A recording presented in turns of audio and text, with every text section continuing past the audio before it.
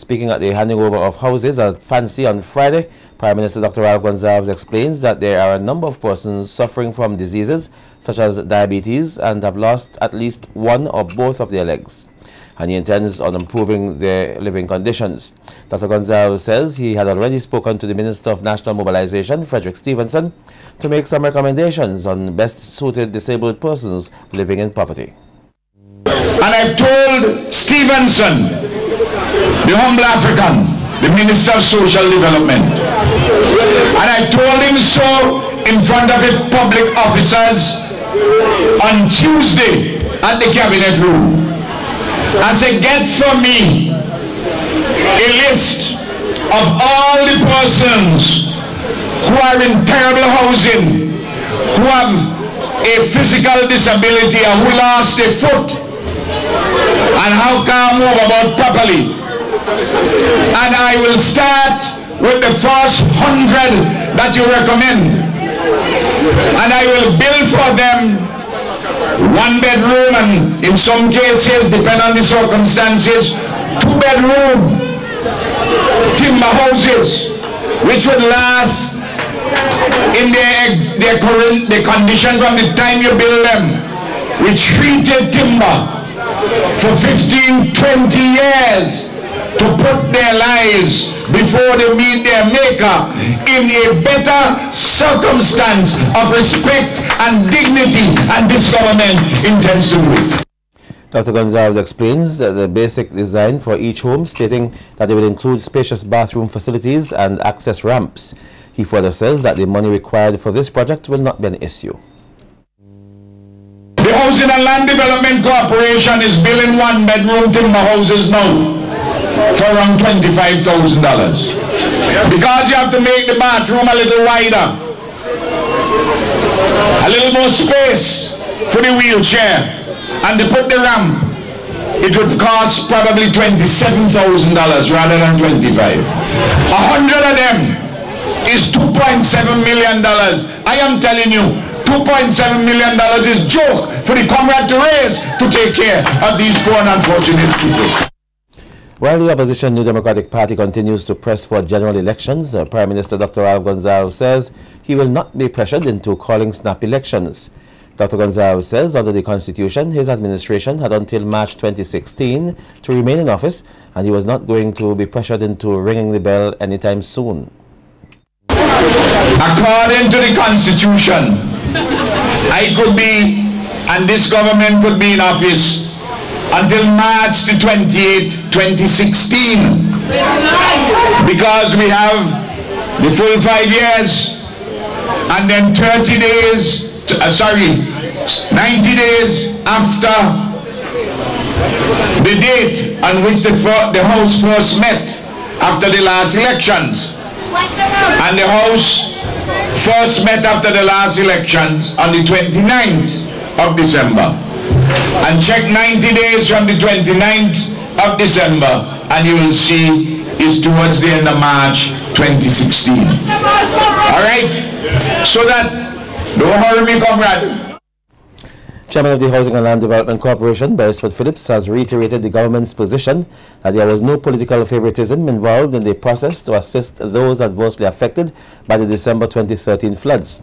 While speaking at the handover of 4 buildings in Fancy last Friday, Phillips says that he was reliably informed that the rehabilitation work done in St. Vincent and the Grenadines has surpassed that done in neighboring St. Lucia and Dominica, 2 of the other countries that were also affected by the weather system. No one can accuse Prime Minister Gonsalves and the Honorable Montgomery Daniel of being politically biased.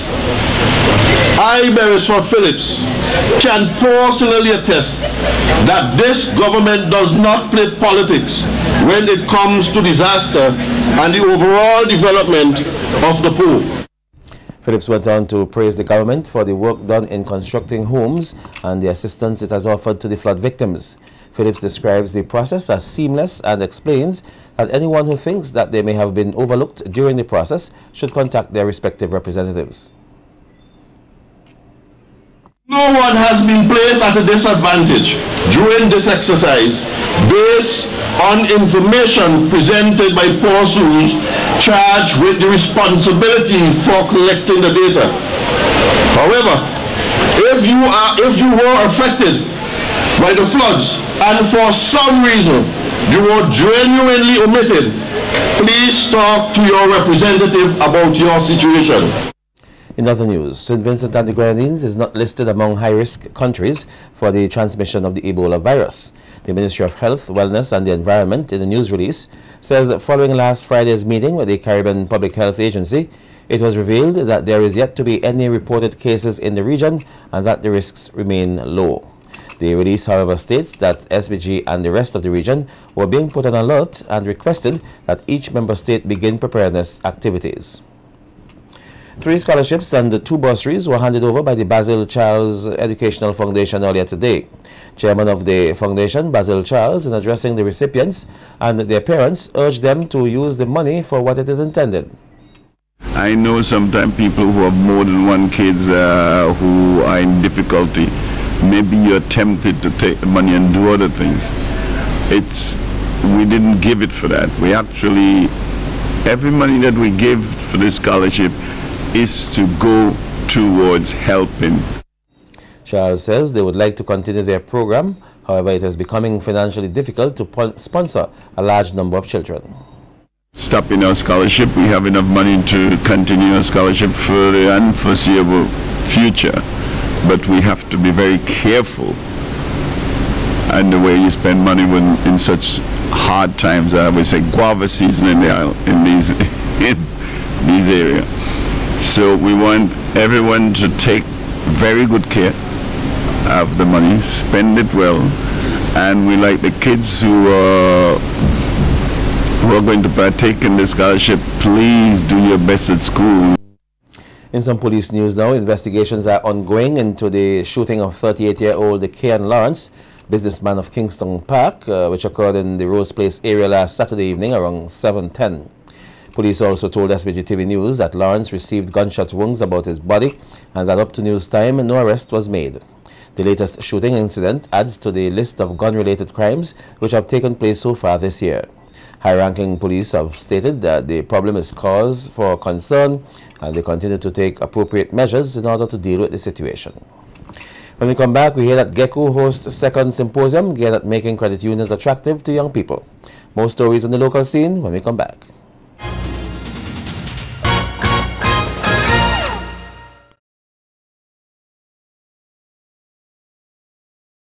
Welcome back. The second youth symposium hosted by the General Employees Cooperative Credit Union opened today under the theme, Making the Credit Union Attractive to the Youth.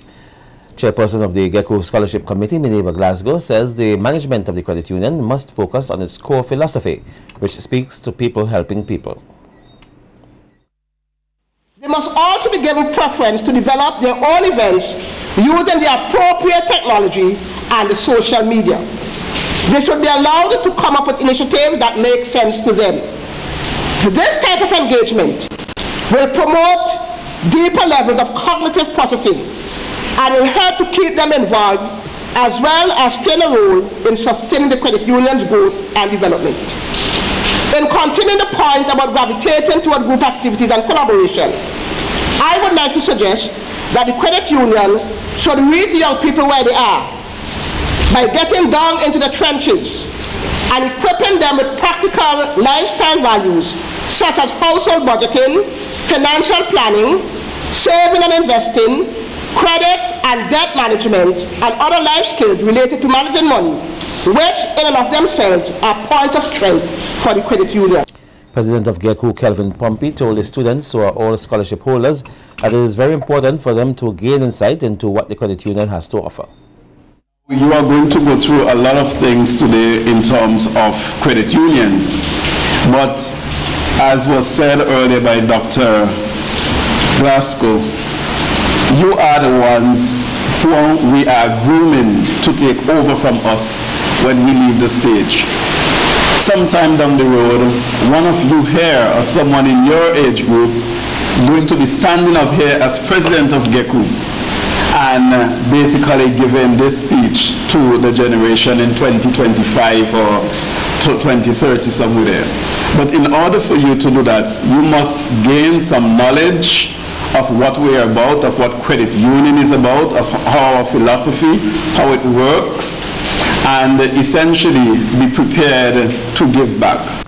Meantime, 2012 National Exhibition Scholarship recipient Shanice Thompson urged the scholars to always strive for excellence.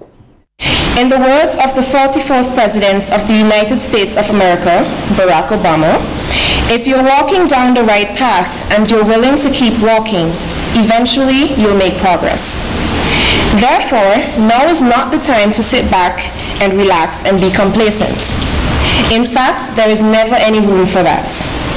This scholarship is not the end, it is the beginning. It is the beginning of a new chapter of your life filled with new challenges which you must overcome. At this point, you can expect your work at school to get a little bit more difficult, but certainly not impossible to accomplish. Hence, let this scholarship motivate you to work even harder in the new school term and to continue to do the best that you can do. Various pieces of art, which were the products of the participants in this year's Growing Young SVG Artists, were on display last Thursday. Camille, Saunders, founder of the program, says that the project is geared primarily at children who demonstrate an interest in art. This is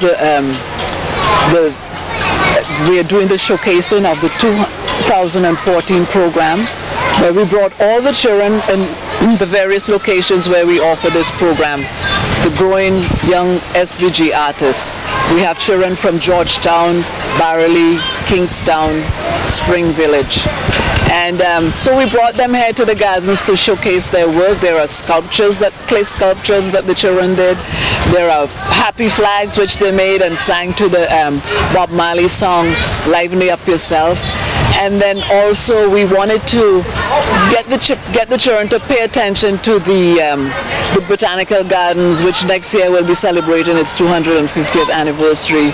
And actually we chose a theme which with the title was Germinating Ideas Through Creativity, using somewhat gardening terms. We had a lively group here before the program started. We had a little party, a little tea party for the children. And I just want to say that you know, this program is really for children who are interested in art. We cater for children between the ages of 5 to 15, and we kind of have like 40 children in each location. Nataki Haynes, a 39-year-old woman of Diamond, has been slapped with a charge of causing grievous bodily harm to McAllister Jack of the same address on August the 4th. Reports are that on the date in question, both the victim and the accused were involved in an altercation, and Haynes threw hot water on the victim, resulting in severe burns. Jack was taken to the Milton Cato Memorial Hospital and is said to be in a stable condition. Haynes was this morning taken before Senior Magistrate Rishon Brown Matthias and was not allowed to plead as the charge was laid indictably. Police had no objection to her bail, which was allowed in the sum of $4,000 with one surety. The matter has been adjourned to the Serious Offences Court for December 1st, 2014, where a date will be set for the preliminary inquiry.